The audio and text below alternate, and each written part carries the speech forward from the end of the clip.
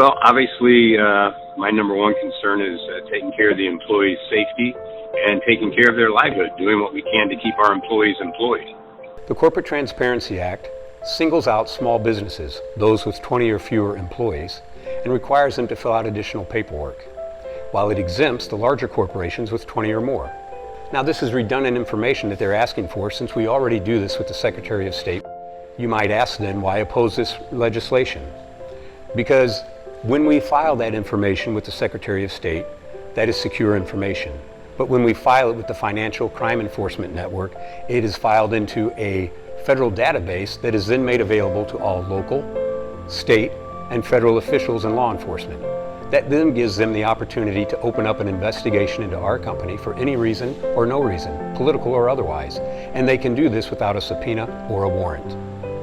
Failure to comply with this act can result in fines up to $10,000 and up to 3 years in federal prison.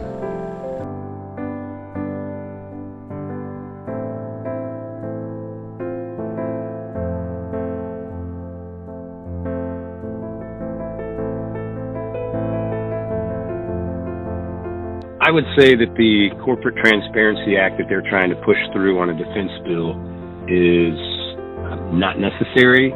It hurts small businesses, and I would just encourage other small business owners to contact their elected representatives and tell them, we don't need more burdens.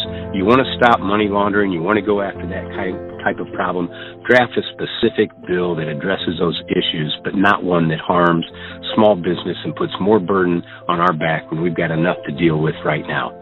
We have too much on our plate right now with the pandemic, trying to keep employees safe, trying to keep them employed, trying to grow our businesses.